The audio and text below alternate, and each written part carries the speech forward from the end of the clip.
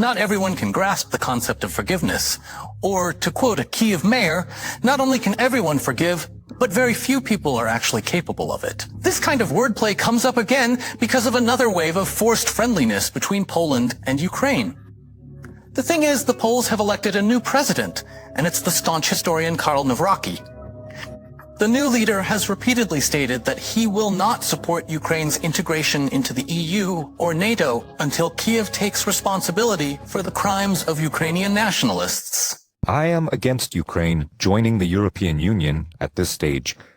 Ukraine needs to understand that Poland, Hungary, and other European countries have their own interests. For Poland, one such interest is, for example, the exhumation of victims of the Volhynia massacre. It's not hard to guess what it would mean for Ukraine if large-scale excavations actually begin. They would have to admit that the Bandera followers, glorified by the Kiev regime, are not heroes, but ordinary fascists who committed real genocide. Why aren't there exhumations? Because Ukrainians want all the families and witnesses of the victims to die out, so no one remembers where those villages were or where the Poles were killed. That's why this crime has signs of genocide. The idea was to erase the very existence of Poles in those territories. By the way, exhumation work has been carried out to some extent, but in 2017 it was stopped after another quarrel with Warsaw. This spring, it resumed. In May, the remains of 42 people were found, including 11 children, 16 women, and 10 men. But that's just a small part of the great tragedy. According to Polish estimates, at least 35,000 people, mostly Polish peasants, died in the Volhynia massacre. Some historians put the number 2 or 3 times higher, up to 100,000. It's also shocking that Ukrainian nationalists had a morbid obsession with killing people with particular cruelty. The Bandera executioners became known as razuni, butchers. Polish historians studying the Volhynia massacre counted about 125 methods of killing that Ukrainians used in their reprisals. For ethical reasons, we won't show the results of their actions.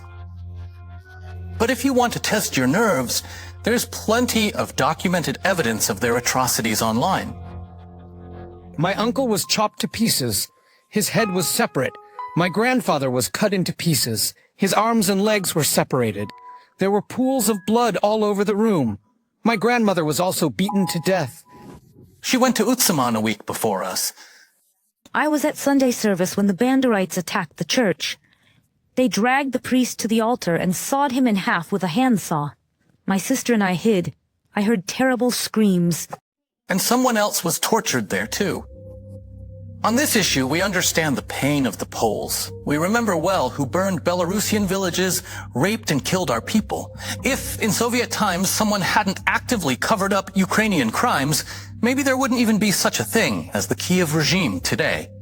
And with Nawrocki's arrival, it seems that regime is about to be reminded of everything. Coincidence or not, but after the election, the Polish Sejm established a day of remembrance for the victims of genocide committed by the OUN and UPA in the eastern territories of the Second Polish Republic to be marked every year on July 11th. By making this decision, the parliament planted 2 ideological mines against Ukraine that will affect future bilateral relations. First, they called things by their real names. Surprisingly, even outgoing Duda spoke harshly about the Banderites for the first time after his trip to Kiev. It's absurd when I come to Ukraine and people hug me and thank me while wearing armbands in Bandera's colors.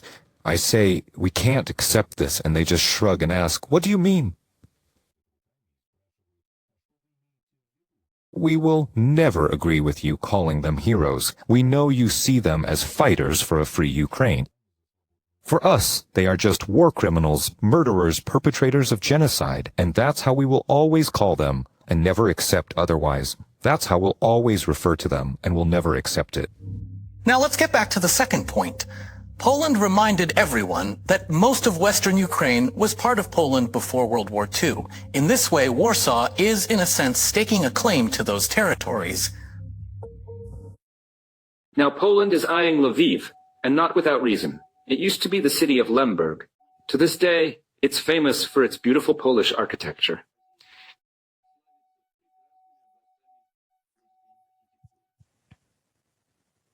Galicia and Volhynia became part of the Ukrainian Soviet Socialist Republic in 1939 after the Red Army's campaign in Poland.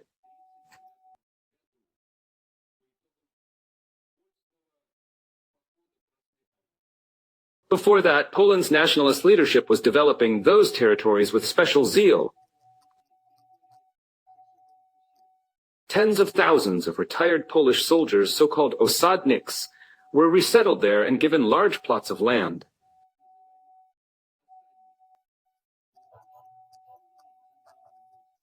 This, in particular, explains the fierce hatred of Poles by Ukrainian nationalists of that time and even today, and it must be said by today's Ukrainian nationalists as well. By the way, Mr. Nawrocki could open not only a historical front against Kiev, but also an economic one. Not long ago, he mentioned he wouldn't agree to unfair competition from Ukraine in Polish agriculture or logistics. There's also an economic aspect here, which must be understood, because in reality, a whole range of Polish economic sectors, especially farmers and transport workers, see Ukrainians as a direct economic threat. For them, Ukrainians are now a direct economic threat. Cheap Ukrainian agricultural products have flooded Poland since quotas were lifted. Ukrainian drivers and transport companies have undercut Polish carriers with their prices. And Karol Nawrocki, now elected president, is defending these traditional Polish economic interests. So here's a betrayal from where it wasn't expected. Something tells me Kiev now has to look over its shoulder not just to the east, but to the west as well. Who knows what other surprises their friend might spring on them, one who makes enemies unnecessary, and there will definitely be surprises.